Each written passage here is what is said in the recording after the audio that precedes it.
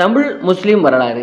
இந்த வரலாறை நம்ம ஏன் தெரிஞ்சுக்கணும் அப்படின்னா, இன்னைக்கு தமிழகத்தில் வாழக்கூடிய முஸ்லீம்களை அந்நியரா சித்தரிக்க முயல்கிற பாசிச போக்கு சில வன்முறை சக்திகளால் பரப்பப்படுகிறது. தமிழகத்தில் முஸ்லீம்கள் வாழ தொடங்கிய வரலாறு ரொம்ப தொன்மையானது. இறைவனின் இறுதி தூதராக அழைக்கப்படுகிற முகமது அவர்கள் அரேபியாவில் இஸ்லாமிய மார்க்கத்தை பரப்ப தொடங்கிய அந்த காலகட்டத்திற்கு முன்பே அரபுகள் தமிழகத்திற்கு வர்த்தகம் புரிய வந்திருக்கிறாங்க. அந்த தொடர்பு அரபுகள் இஸ்லாத்தை தமது வாழ்வியல் நெறியாக ஏற்றுக்கொண்ட பிறகும் தொடர்ந்திருக்கிறது. அதோட காரணமாக தமிழர்களில் குறிப்பிடத்தக்க அளவு இஸ்லாத்தை தமது வாழ்வியல் நெறியாக ஏற்றுக்கொண்டிருக்கிறாங்க. தமிழக மக்களுடன் இணைந்து வாழ்ந்து தமிழ் சமுதாயத்தின் செம்மைக்கும் செழுமைக்கும் அவங்க பெரும் பங்களிப்பை செலுத்தியிருக்கிறாங்க. தமிழகத்தில் இஸ்லாம் வந்த வரலாற்றையும் வளர்ந்த வரலாற்றையும் பண்டைய கால தமிழக முஸ்லிம்களின் வரலாற்றையும் நம்ம எடுத்துரைக்கும் வரலாற்று நூல்கள் ரொம்ப குறைவாக வெளிவந்திருக்கிறது. அந்த வகையில் எஸ்.எம். கமால் அவர்கள் எழுதியுள்ள தமிழகத்தில் முஸ்லீம்கள் அப்படிங்கிற அந்த நூல் ரொம்ப முக்கியமான நூல். அந்த நூலிலிருந்து நிறைய விஷயங்களை இந்த வீடியோவில் நான் ஷேர் பண்ண போகிறேன். அது மட்டும் இல்லாமல் முஸ்லீம்களை அழைக்கிற நிறைய பேர்களுக்கான பெயர் காரணம் என்ன, இவர்களுடைய வரலாறு என்ன, நபி தோழர்கள் வருகையை பற்றி நாம் தெரிந்து வைத்திருக்கிற விஷயங்கள் என்னென்ன, குதிரை வணிகம் செய்வதற்காக வந்த அவங்க அதற்கப்புறம் காலப்போக்கில் எப்படி இந்த மக்களோட அவங்க கலந்தாங்க அப்படிங்கிற அந்த விஷயங்கள், அதற்கப்புறம் இஸ்லாமிய ஞானிகள் இந்த மண்ணோட இந்த மக்களோட வளர்ச்சிக்கு எவ்வளவு பெரும் பங்கு ஆற்றியிருக்கிறாங்க, இலக்கியங்கள்ல முஸ்லீம்களை பற்றி குறிப்பிடப்பட்டிருக்கிறது என்ன, மன்னர்களுடைய அமைச்சரவையில் எவ்வளவு முக்கியத்துவம் வாய்ந்தவர்களாக முஸ்லீம்கள் இருந்திருக்கிறாங்க அப்படிங்கிற எல்லா விஷயங்களையும், இஸ்லாமும் தமிழர்களும் அப்படிங்கிற எல்லா வரலாறையும் இந்த வீடியோவில் நம்ம பார்க்கலாம். இது ஆர்.எஸ். ராஜா டாக்கீஸ். இதுவரை இந்த சேனலை நீங்கள் சப்ஸ்கிரைப் பண்ணலாம். சப்ஸ்கிரைப் பண்ணிட்டு ஒரு லைக்கையும் போட்டுவாங்க. தேசிய இனமான தமிழ் முஸ்லீம் மக்களின் வரலாறை நம்ம பார்க்கலாம். இந்த தமிழ் முஸ்லீம் அப்படிங்கிறவங்க இஸ்லாமிய சமயத்தை சார்ந்த தமிழர்கள். தமிழ் பேசுகிற முஸ்லீம்கள் பெரும்பாலும் ஆரம்ப காலம் மேற்கு ஆசிய முஸ்லீம்களுக்கும் தமிழ் பெண்களுக்கும் இடையிலான திருமணத்தின் மூலம் பிறந்த வழித்தோன்றல்கள். இவங்கள சில உள்ளூர் மதம் மாறியவர்களும் இருக்கிறாங்க. இலங்கை சோனகர் அப்படின்னு அழைக்கப்படுகிற இலங்கையில தமிழ் பேசும் முஸ்லீம்களும் இருக்கிறாங்க. அவர்கள் தமிழர்கள் அப்படின்னு அடையாளம் காணாம தனியாக கணக்கிடப்படுறாங்க. அவை அரபு, பாரசீகம், தென்னிந்திய மற்றும் மலாய் வம்சாவளியோட கலவையாக கருதப்படுகிறார்கள். இவர்களுடைய பெயருக்கான காரணம் என்ன அப்படின்னா, சங்க காலம் முதல் தமிழகத்தோட வணிக தொடர்புகளை கொண்டிருந்தவங்க அரபு நாட்டவங்க. இவர்கள் முஸ்லிம்கள் என்றும் சோனகர் உலகளாவிய இஸ்லாமிய ஆட்சி தலைவர்களான கலிபாக்கள் துருக்கியை தலைமையிடமாக கொண்டு ஆட்சி செய்ததால துருக்கர் அப்படின்னு அழைக்கப்பட்டிருக்கிறாங்க. இது காலப்போக்கில் துலுக்கர் அப்படின்னு மாறி இருக்குது. மார்க்கப் அப்படிங்கிறது கப்பலை குறிக்கக்கூடிய ஒரு அரபு சொல். கப்பல் அல்லது மரக்களத்தில் வந்தவர்கள் மரக்கலராயர் அப்படின்னு என்றாகி அதற்கு பின்பு மரைக்காயர் அப்படின்னு ஆயிருக்கிறாங்க. இஸ்லாமிய பணியில ஈடுபட்டோர் லப்பை அப்படிங்கிற அரபி சொல்லை பயன்படுத்திட அதுவே லப்பை அப்படின்னு மாறி இருக்கிறது. பழங்காலத்திலிருந்தே தமிழகத்தோட பொருள் வளங்கள் தொலைதூர நாடுகளின் வணிகர்களோட கவனத்தை கவர்ந்து இழுத்திருக்கிறது. கிபி 6வது நூற்றாண்டின் இறுதி வரை தென்னிந்தியாவின் மேற்கு கரைக்கும் கிழக்கு கரைக்கும் வியாபார நிமித்தம் பயணம் வந்த அரபியர்கள் சிலர், சிலை வணக்கக்காரர்கள், கிறிஸ்தவர்கள், யூதர்கள் போன்றவர்கள்லாம் பெரும்பான்மையாக கலந்து வந்திருக்கிறாங்க. கிபி 7ஆம் நூற்றாண்டின் மத்திக்கு உள்ளாக அரேபியர்கள் அனைவரும் இஸ்லாத்துல தீவிர பங்கெடுத்துக் கொண்டிருந்திருக்கிறாங்க. முகமது நபியின் தோழர்கள் பலரும் சமய பிரச்சாரத்திற்காக உலகின் பல பாகங்களுக்கும் பயணித்தபடியே இருந்திருக்கிறாங்க. ஏற்கனவே இந்தியாவோடு இருந்து வந்த வணிக தொடர்போடு புதிதாக மார்க்கத்தை பற்றி பரப்புவதற்காகவும் அவங்க கூட்டமாக சேர்ந்திருக்கிறாங்க. கிபி 629ல் மலபார் கரையில் உள்ள முசிறி துறைமுக பட்டணத்துல முதல் பள்ளிவாசல் கட்டப்பட்டிருக்கிறது. அதை தொடர்ந்து தமிழக கரை நெடுகிலும் தொழுகை பள்ளிகள் கட்டப்பட்டிருக்கிறது. மதுரை எம்பதியில நின்ற சீர் நெடுமாறன் அப்படின்னு வழங்கப்பட்ட கூன் பாண்டியன் அரபு நாட்டு வணிகர்களுக்கு ஆதரவு வழங்கியிருக்கிறாரு. மதுரையில் அவர்களது குடியிருப்பு அமைவதற்கும் உதவி இருக்கிறார். இதே போன்று சோழ நாட்டின் தலைநகரான உறையூரிலையும் முஸ்லிம் வணிகர்கள் தங்குவதற்கு சோழமன்னன் உதவி இருக்கிறார். அவர்களது வழிபாட்டு தலம் ஒன்று உறையூரில் அமைவதற்கும் ஆதரவு அவர் வழங்கியிருக்கிறார். அந்த பள்ளிவாசல் இன்னைக்கும் இருக்குது. திருச்சி நகரில் கோட்டை ரயிலடியில் கிபி 734ல் கட்டப்பட்ட வழிபாட்டு தலம் கல்லுப்பள்ளி அப்படின்னு அழைக்கப்படுகிறது. இதற்கான ஆதாரம் பள்ளிவாசல் கல்வெட்டில் நம்ம பார்க்கலாம். முகமது நபி தோழர்கள் யாரெல்லாம் இங்கே வந்திருக்காங்க அப்படின்னா, கோவளத்தில் தமிமுல் அன்சாரி அப்படிங்கிறவருடைய அடக்க ஸ்தலமும், கடலூர் மாவட்டம் பரங்கிப்பேட்டையில் அபி வக்காஸ் அப்படிங்கிறவருடைய அடக்க ஸ்தலமும் இருக்கிறது. இவர்கள் முகமது நபியின் தோழர்கள் அப்படிங்கிற தரத்தை பெற்றவர்களாக குறிப்பிடப்படுகிறது. குதிரை வணிகர்களாக வந்தவர்கள். திருநெல்வேலி மாவட்டம் திருப்புடையார் கோவில் கோபுரத்தில் வரையப்பட்டுள்ள ஓவியம் ஒன்றில் குதிரைகளை ஏற்றி வந்த மரக்கலமும் அதுல குதிரைகளோடு அரபு வணிகர்கள் நிற்கும் காட்சியையும் தீட்டப்பட்டிருக்கிறத நம்ம பார்க்கலாம். இறக்குமதி செய்யப்பட்ட குதிரைகள் சரியான பராமரிப்பு இல்லாம இறந்த காரணத்தினாலும், குதிரைகளை போர் பயிற்சிக்கு பழக்குவதற்கு சரியான ஆட்கள் இல்லாத காரணத்தினாலையும் வாணிபத்திற்காக வந்த முஸ்லிம்களை ஆட்சியாளர்கள் இங்கேயே தங்குங்க அப்படின்னு நியமித்திருக்கிறாங்க.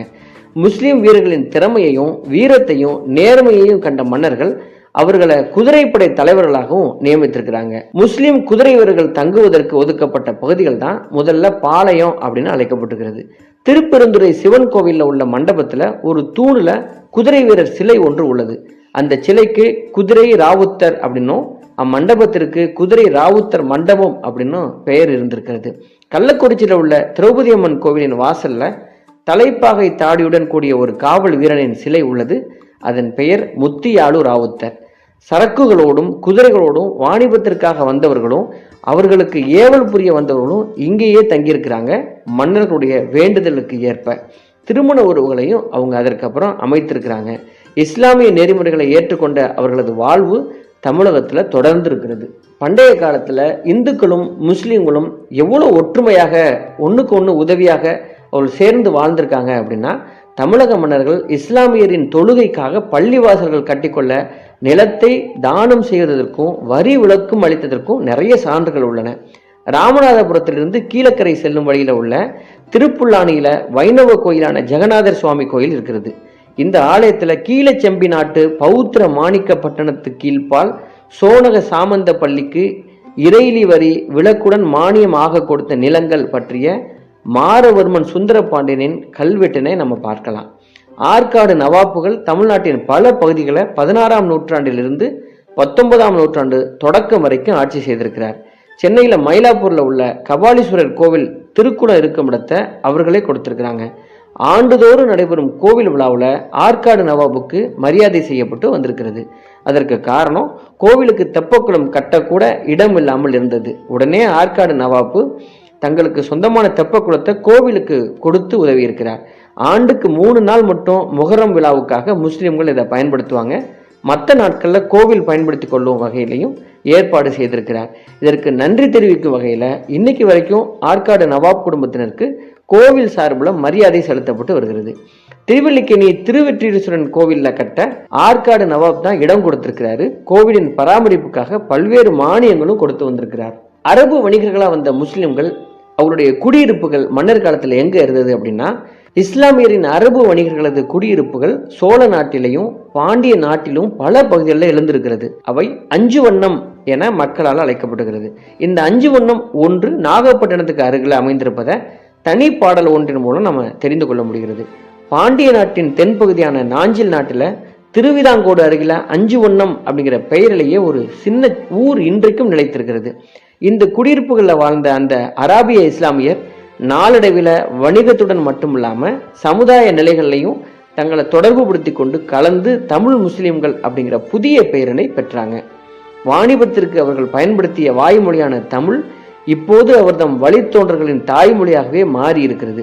அதுவரை சோழ பாண்டிய மன்னர்களால மெய்கீர்த்திகளிலும் கல்வெட்டுகளிலும் சோனகர் துலுக்கர் அப்படின்னு குறிப்பிடப்பட்ட இந்த மேலை நாட்டு முஸ்லிம்கள் தமிழ் முஸ்லிம்கள் என்ற தகுதியையும் அதற்கான உரிமையையும் அரசியல் முதன்மையையும் இவங்க பெற்று விட்டாங்க. இந்த புதிய தமிழ் சமுதாயத்தினரது அணிகலன்களும் ஆடைகளும் உணவு முறைகளும் தமிழ் மக்களிடையே பெரிய தாக்கத்தை ஏற்படுத்தின. நாளடைவில் இந்த குடியிருப்புகளிலும் வணக்க தலங்களிலையும் அமைக்கப்பட்ட கட்டுமானம், குறிப்பாக மேற்கூரை கும்ப அமைப்பில் அமைக்கப்பட்ட அலங்கார கோபுரங்கள், சாளரங்கள், முகப்புல பயன்படுத்தப்பட்ட வில் வடிவ குதிரை குழம்பு அமைப்பு வளைவுகள் ஆகியவை திராவிட இஸ்லாமிய கட்டுமானங்கள் அப்படிங்கிற புதிய பாணியை ஏற்படுத்தியது. கடலூர் மாவட்டத்தில் லால்பேட்டையும் பரங்கிப்பேட்டையும் முற்காலத்தில் அரபு மற்றும் துருக்கியர்கள் வணிகத்தில் ஈடுபட்ட இடமாக திகழ்ந்திருக்கிறது. இஸ்லாத்தை பரப்புவதற்கும் சாதகமான ஊராகவும் இந்த 2 ஊர்களுமே இருந்திருக்கிறது. லால்பேட்டையிலையும் பரங்கிப்பேட்டையிலையும் இன்னைக்கும் அவர்களது தாய்மொழியான தமிழ் மொழியிலேயே மட்டும்தான் அவங்க பேசுவாங்க. சோழ மன்னரின் ஆட்சி காலத்தில் இருந்த கடற்கரை ஊர்களில் பரங்கிப்பேட்டையும் ஒரு பெரும் ஊர் மட்டுமின்றி ஒரு மிகப்பெரிய வணிக ஸ்தலமாகவும் திகழ்ந்திருக்கிறது. அதனால அங்கு வந்த அரபு வணிகர்களுக்கு வணிகம் செய்வதற்கும் இஸ்லாத்தை பரப்புவதற்கும் தகுந்த இடமாக திகழ்ந்ததால அரபியர்கள் அங்கேயே குடியேற்றம் அடைந்திருக்கிறாங்க. இஸ்லாமிய ஞானிகளுடைய செயல்பாடுகள் தமிழகத்தில் ஏற்கனவே தலைத்து வளர்ந்த சைவம், வைணவம், சமணம், பௌத்தம் ஆகிய சமயங்கள் போன்று இஸ்லாமும் தமிழகத்தில் சமயங்களில் ஒன்றாக நிலை பெற்றது. தமிழ் சமுதாயத்தில் தவிர்க்க முடியாத அங்கமாக தமிழ் முஸ்லிம்கள் அங்கீகரிக்கப்பட்டாங்க. அதற்கான உரிமையும் அவர்களுக்கு இருந்தது, உண்டு. இத்தகைய சமய நிலையும் நோக்கும் ஏற்படுவதற்கு அன்று அராபத்திலிருந்து தமிழகம் வந்த இஸ்லாமிய ஞானிகள் தான் ரொம்ப பெரிய காரணமாக இருந்திருக்காங்க. இவர்கள் தங்களது அரிய வாழ்வினை தமிழ் மக்களின் சமூக ஒற்றுமைக்கும் முன்னேற்றத்திற்கும் அர்ப்பணித்து வந்தாங்க. தமிழ் மக்களால் பெரிதும் போற்றப்பட்டு வந்த தமிழ்நாட்டு 14 சித்தர்களை போன்று இந்த இஸ்லாமிய ஞானிகளின் ஆன்மீக உபதேசங்களும் தமிழ் மக்களால மனமுவந்து ஏற்கப்பட்டிருக்கிறது. இந்த 14 சித்தர்களில் ஒருவரான சதுரகிரி மலையை சேர்ந்த ராமதேவர் இஸ்லாத்தை ஏற்று புனித மக்கா சென்று திரும்பி இருக்கிறார். தமது பெயரையும் யகூஃபு சித்தர் அப்படின்னு மாற்றி அமைத்திருக்கிறார். கிபி 10ஆம் நூற்றாண்டுல சிரியா நாட்டிலிருந்து தமிழகம் வந்த நத்கர் காலமெல்லாம் திருச்சி பகுதி மக்களது ஆன்மீக வழிகாட்டியாகவே வாழ்ந்து திருச்சியிலேயே இயற்கையும் எழுதியிருக்கிறார்.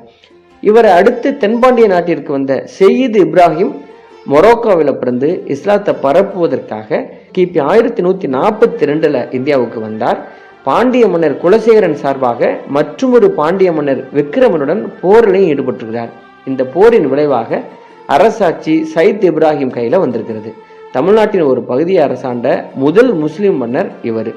கிபி 1207 வீரபாண்டியனுடன் நடந்த மற்றொரு போரில் இவர் காலமாகியிருக்கிறார். ராமநாதபுரம் ஏர்வாடியில இவர் நல்லடக்கமும் செய்யப்பட்டிருக்கிறார். மதினா நகரின் ஒரு பகுதியான எர்புத் அப்படிங்கிற இடத்திலிருந்து இவர் புறப்பட்டு வந்ததால இவர் அடக்கம் செய்யப்பட்ட இடத்திற்கு எர்புத் அப்படின்னு பெயர் சூட்டப்படுகிறது. இந்த சொல் தான் நாளடைவில் ஏர்வாடி அப்படின்னு மருவி இருக்கிறது. முகமது நபியின் வம்சாவளியை சார்ந்த சுல்தான் ஜமாலுத்தீன் அப்படிங்கிறவரோட தலைமையில ஒரு குழுவினர் பாண்டிய மன்னர் சுந்தர பாண்டிய தேவன் ஆட்சி காலமான கிபி 1284 காயல்ல குடியேறிக்கிறாங்க. இவர் ஜூமா பெரிய பள்ளியை பிரம்மாண்டமாக விரிவுபடுத்தி கட்டியிருக்கிறாரு. சுல்தான் ஜமாலுத்தீன் பரம்பரையினர் பிரபுக்கள் அப்படின்னு அழைக்கப்படுகிறாங்க. சுந்தர பாண்டிய தேவன் கிபி 1293 காலமான பின் செல்வாக்குடன் திகழ்ந்த சுல்தான் செய்யிது ஜமாலுத்தீன் பாண்டிய நாட்டோட மன்னரானார். இந்த சமயத்துல தான் காயல்பட்டினம் அதன் தலைநகராக விளங்கி இருக்கிறது. கலிபா உமர் காலத்துல கிபி 642 மாலிக் இப்னு தீனார் தலைமையில இஸ்லாத்தை பரப்புவதற்காக ஒரு குழு கடல் மார்க்கமாக கேரளா சேர்ந்திருக்கிறது. அதுல ஒரு பகுதியினர் காயல்பட்டினம் குடியேறி இருக்கிறாங்க. கடற்கரையோரமாக ஒரு பள்ளியையும் கட்டினாங்க. தற்போது இந்த பள்ளி கோசுமரை அருகே புதையுண்டு இருக்கிறது. இதன் இமாம் செய்து அகமது ஹமீத் இப்னு முகமது கரீம் மதனி ஆவார். இக்குழுவினர் அப்பகுதியில குடியேறி வாழ்ந்து வந்திருக்கிறாங்க. பின்னர் கடல் ஏறி இப்பகுதி புதையுண்டு இருக்கிறது.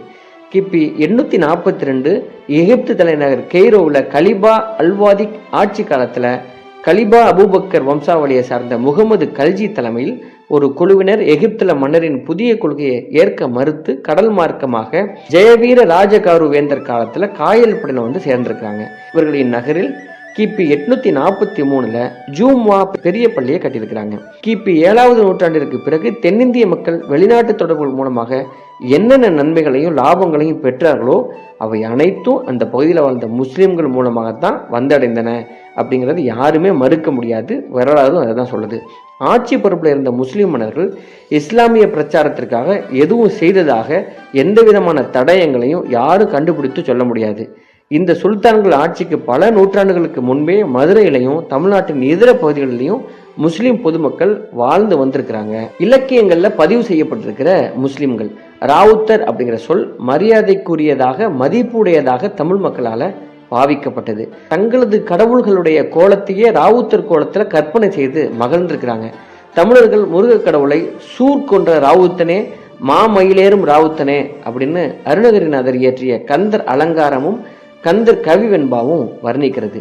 12ஆம் நூற்றாண்டு வைணவ இலக்கியத்தில் ஆணல்லன் பெண்ணல்லன் அல்லா அழியுமல்லன் காணலுமாகான் அப்படின்னு குறிப்பிடப்பட்டதாக காசு பிள்ளை தமிழ் சமயம் அப்படிங்கிற நூல்ல குறிப்பிட்டிருக்கிறார். சைவ மத கடவுளாக கருதப்படுகிற சிவபெருமானுக்கு அல்லாமா தேவர் பெயருண்டு என பேராசிரியர் PK வேலாயுதம் கருத்து தெரிவிக்கிறார். அதனாலதான் இறைவனை ஆணல்ல அவர் பெண்ணும் அல்ல அழியுமல்ல அப்படின்னு தேவாரம் குறிக்கிறது அப்படிங்கிறார். வீர சைவர்கள் தங்களின் கடவுளை அல்லாமா என்னும் இறைவனுக்கு உருவம் இல்லை என தெலுங்கு ஆங்கில அகராதி குறிப்பிடுகிறது. எனவே தென்னிந்திய சைவ சித்தாந்த நூற்பதிப்பு கழகம் வெளியிட்டுள்ள இஸ்லாமும் தமிழகம் அப்படிங்கிற நூல்ல இவை எல்லாம் அச்சிடப்பட்டிருக்கிறது. மன்னர்களுடைய அமைச்சரவையில் பெரும் பொறுப்பு வகித்த முஸ்லிம்கள். அப்துல் ரஹ்மான் அப்படிங்கிற அரபியர் பாண்டிய மன்னனின் அரண்மனையில பெரியதோர் அதிகாரம் வகித்திருப்பதாகவும் காயல் துறைமுகத்தில் சுங்கம் வசூலித்ததாகவும் ஞா துரைசாமி பிள்ளை அவர்கள் பாண்டியர் காலம் அப்படிங்கிற சொற்பொழிவுல குறிப்பிட்டிருக்கிறார்கள். கிபி 1276 சடையவர்மன் சுந்தர பாண்டியன் அரபு நாட்டின் கைஸ் மன்னரான மலிகுல் இஸ்லாம் ஜலாலுதீன் அவர்களோடு நெருங்கிய நட்புறவு கொண்டிருந்தார் அப்படின்னு வரலாற்று ஆசிரியர் வசாப் கூறுகிறார். தமிழ் முஸ்லிம்கள் சிலர் அரசியல்ல முதன்மையும் செல்வாக்கும் பெற்றிருந்திருக்கிறாங்க. சோனகன் சாவூர் அப்படிங்கிறவர் ராஜராஜ சோழனது அவையில சிறப்பிடம் பெற்றிருந்ததுடன் தஞ்சை கோயிலுக்கு பல தானங்கள் வழங்கி இருப்பதை கோவில் கல்வெட்டுகள் தெரிவிக்கின்றன. இந்த வணிகர் ராஜேந்திர சோழனது அவையிலையும் இடம்பெற்றிருக்கிறார். கந்தர்வ பேரரையன் அப்படிங்கிற சிறப்பு விருதினையும் அந்த வணிகருக்கு ராஜேந்திர சோழன் வழங்கி சிறப்பித்ததை அவனது கோலார் கல்வெட்டுகள் தெரிவிக்கிறது. மேலும் இந்த மன்னனின் சிறந்த அலுவலராக துருக்கன் அகமது அப்படிங்கிறவர் விளங்கியதை லெய்டன் செப்பேடுகளும் தெரிவிக்கிறது. காயல்பட்டினம் காட்டு மொகுதும் வழி அப்படிங்கிறவர் அரபு நாட்டிலிருந்து இஸ்லாத்தை போதிப்பதற்காக காயல்பட்டினம் வந்தார். இவர்களுக்கு அக்கால பாண்டிய மன்னன் அவர்களை கௌரவப்படுத்தி நிலங்களை வழங்கியிருக்கிறார். ஹிஜ்ரி 571 ஏர்வாடியில் அடங்கப்பட்டிருக்கும் இப்ராஹிம் அப்படிங்கிறவருடன் கீழ நெய்னார் தெருவுல அடங்கப்பட்டிருக்கும் கலிபா என்பவரும் ஈக்கி அப்பா கலிபா அப்படிங்கிறவரும் அரபு நாட்டிலிருந்து காயல்பட்டினம் வந்தாங்க. மன்னர் அதிவீரராம பாண்டியன் மகன் குலசேகர பாண்டியன் ஈக்கி அப்பா கலிபாவை திருநெல்வேலிக்கு படை தளபதியாகவும் கலிபாவை நீதிபதியாகவும் நியமித்து ஏர்வாடி இப்ராஹிமை தம்முடன் மதுரைக்கு அழைத்து சென்றிருக்கிறார். மன்னர் அரபி முஸ்லிம்கள் பால் மிகவும் அன்புடையவராக இருந்திருக்கிறார். வியாபாரத்துல பல சௌகரியங்கள் செய்து கொடுத்ததோட நாட்டின் நிர்வாகத்திலையும் பங்களித்திருக்கிறார். இவர்களும் அவ்வளவு நேர்மையாக இருந்திருக்கிறார்கள். கிபி 1286 காயல்பட்டினத்துல மாரவர்மன் குணசேகர பாண்டியனது அரசவையில 2 பெரும் முஸ்லிம் வணிகர்கள் மிகுந்த செல்வாக்கு பெற்றிருந்திருக்கிறாங்க. அவர்கள் ஒருவர் ஷேக் ஜகிபுதீன், பாண்டியனது தலைமை அமைச்சராக இவர் இருந்திருக்கிறார். தளபதியாகவும் கருப்பாறு காவலன் அப்படிங்கிற கடலாதிக்க அதிபராகவும் இருந்து ஈழ நாட்டின் மீது படையெடுத்து வெற்றி பெற்று வந்ததனை ஏவி சுப்பிரமணிய ஐயர் தமது புராதன தக்கானோ அப்படிங்கிற நூல்லையும் குறிப்பிட்டிருக்கிறார். இவருக்கு பின்பு இவரது மகன் ஜுராஜுதீனுக்கும் பின் அவரது பேரன் நிஜாமுதீனுக்கும் பதவியில் இருந்ததை கிருஷ்ணசாமி ஐயங்கார் தெரிவிக்கிறார். இன்னொருவரான ஷேக் ஜமாலுதீன் பாண்டிய மன்னனின் அரசியல் தூதுவராக சீன நாட்டுக்கு பல முறை சென்று வந்ததையும் வரலாறு பதிவு செய்திருக்கிறது. பாண்டிய மன்னர்களின் ஆலோசகர்களாக, அமைச்சர்களாக, கடற்படை தளபதிகளாக முஸ்லிம்கள் பொறுப்பு வகித்திருக்கிறார்கள். இந்நாட்டு மன்னர்களின் தூதுவர்களாக பல வெளிநாடுகளுக்கும் சிலர் சென்று வந்துள்ளதையும் நம்ம பார்க்க முடியும்.